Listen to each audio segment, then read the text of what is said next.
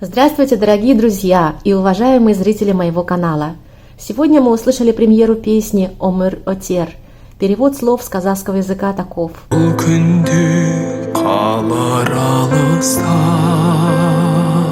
Сладкая волна детства, счастьем полная пора, не вернется снова. Что поделаешь?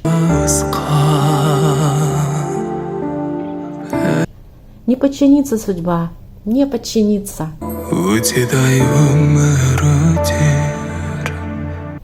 Эти дни останутся далеко, соревновавшиеся мечты, все пройдет. Придет время, задумаешься, пройдет жизнь, пройдет, как река протечет. Пусть не погаснет твоя звезда в этом призрачном мире. Рука, не дотягивающаяся до заветной мечты, пройдет жизнь, пройдет, все зря. Рука, не дотягивающаяся до заветной мечты, когда все забывается, от тебя убегает удача, когда печаль, остаешься один. Найдется ли душа, которая тебя поймет?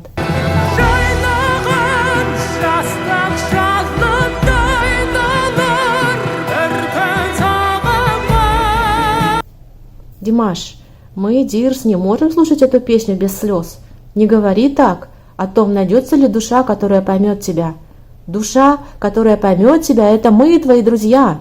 Народная мудрость гласит: если у человека есть настоящий друг, то он становится сильным.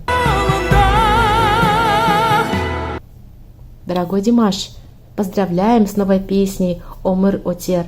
Прекрасная, всем нам понравилась, задумались. Желаем тебе крепкого здоровья, большого пути. Пусть осуществляются все заветные мечты.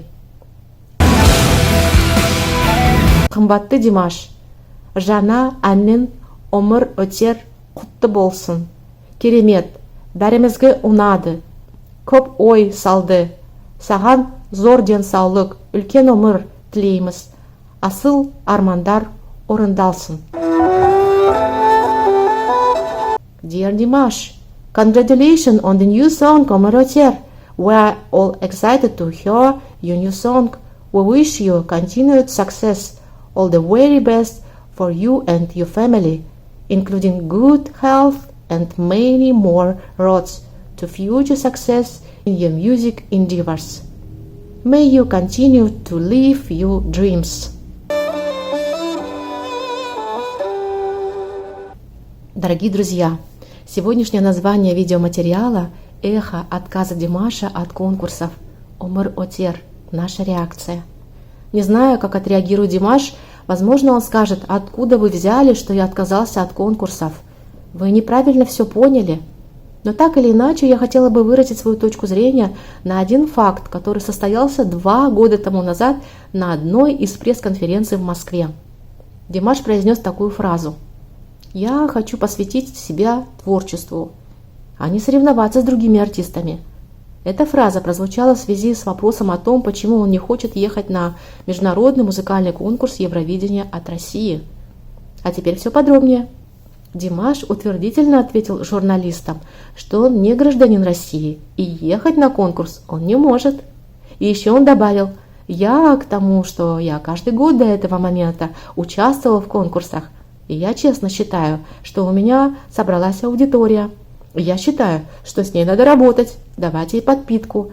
Если я каждый год буду готовиться к конкурсам, у меня не останется времени на творчество.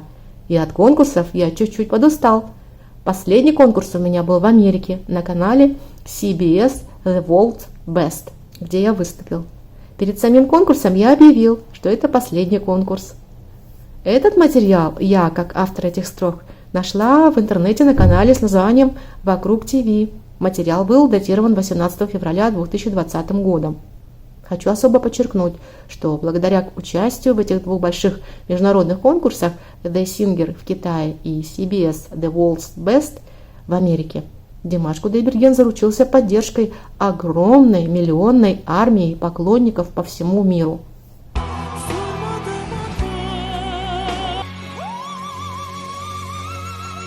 Прошло 2 года с того времени, когда Димаш участвовал в американском шоу The World's Best. Димаш в самом деле как будто держит свое слово. что он не будет участвовать ни в одном из международных конкурсов. Он только выступает с концертами, в том числе и в Нью-Йорке, с шоу Arnaud Tour Envoy.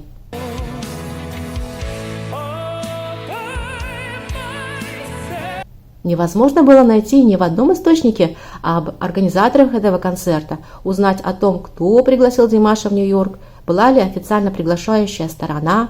Хотелось бы понять, что из себя представлял на тот момент Arnaud Tour Envoy. Складывается такое впечатление, что это просто был концерт, организованный в частном порядке, какой-то заинтересованной стороной, арендующей помещение для концерта. Я вспомнила это для того, чтобы сказать, в итоге получилось, что об этом концерте знали только те, кто был там.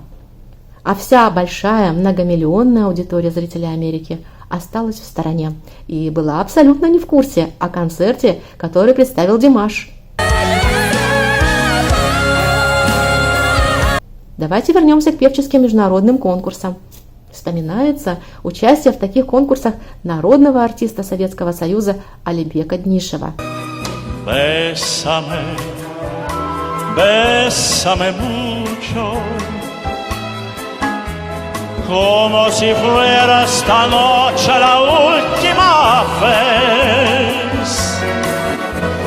Bésame, bésame mucho, que tengo miedo perderte después. Quiero tenerte muy cerca, mirarme a sus ojos, verte junto a mí. Piensa que tal vez mañana ya estaré lejos, muy lejos de ti. Свою первую премию Алибек Днишев впервые получил за исполнение романса «Я помню чудное мгновенье». Сердце бьется в упоении, и для него воскресли вновь и божество, и вдохновение, и жизнь, и слезы, и любовь, и божество, и вдохновение, и жизнь, и слезы, и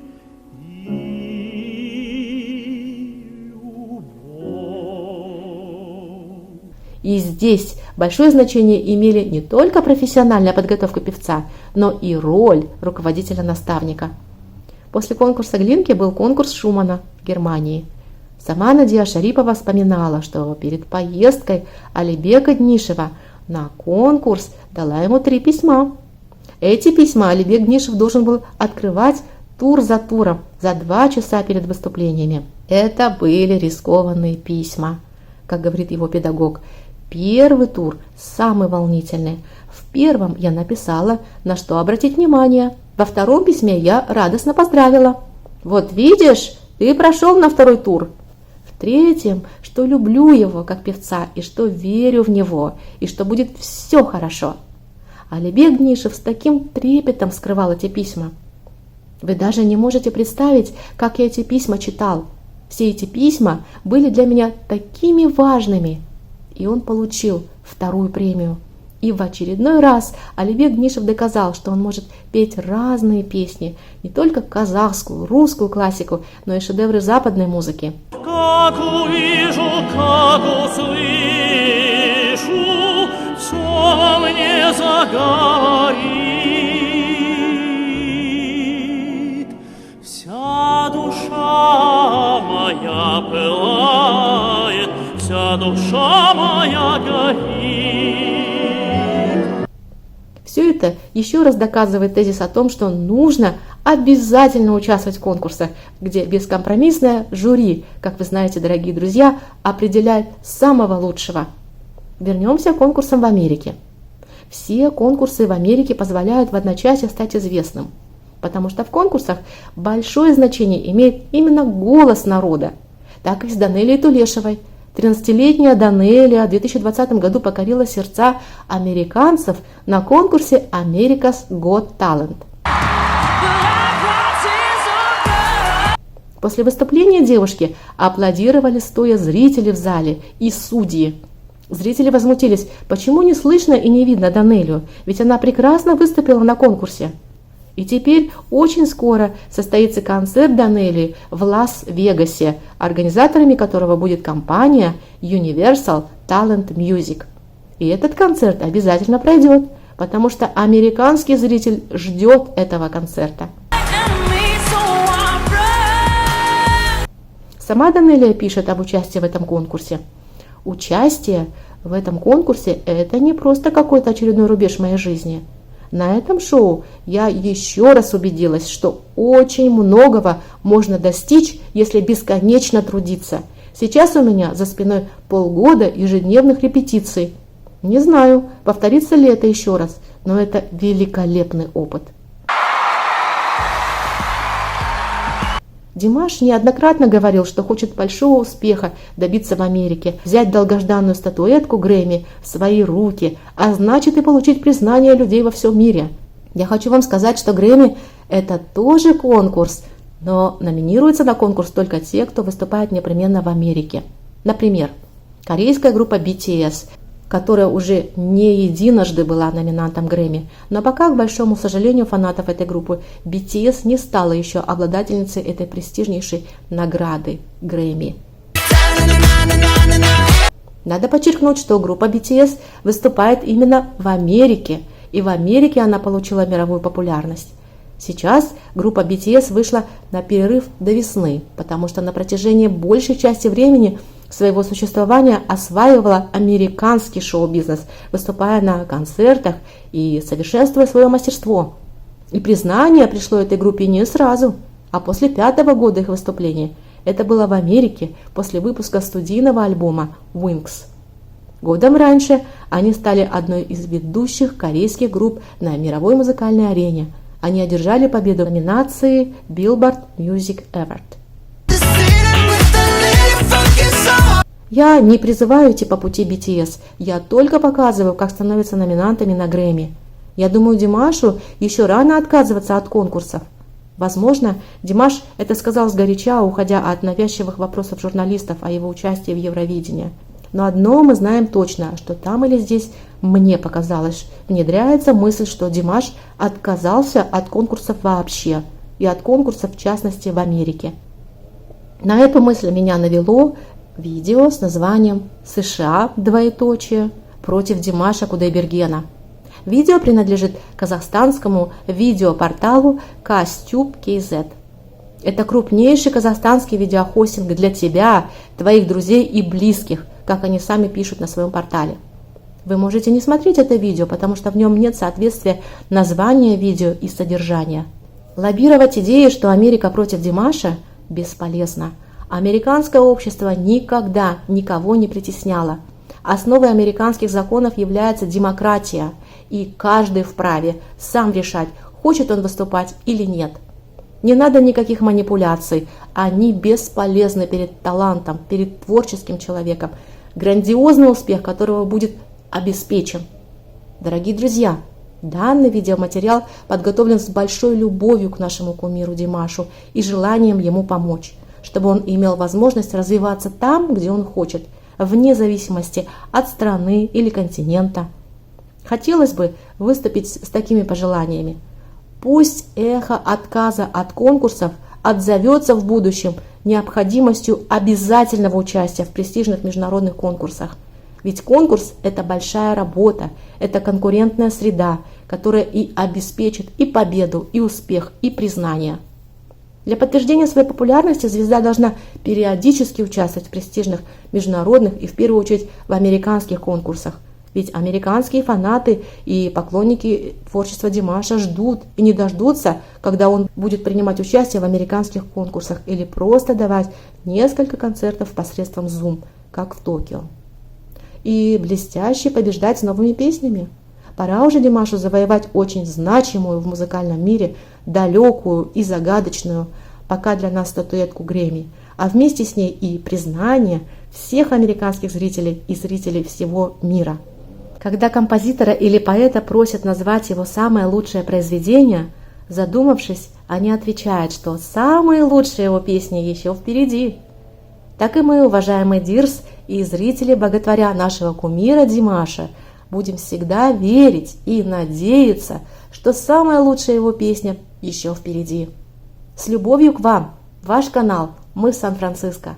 Ну, Димаш Кудайберген невероятен. Ну, там же у него кантиленность присутствует. Эти низы переходят в эти верхи. Он абсолютно свободен. И это то самое главное, что у него есть вот эта полная свобода владения голосом, феноменальная. Даже не то, что у него вот эти 5 октав, а то, что он по этим 5 октавам ходит туда-сюда, ну просто, ну как дельтаплан летит.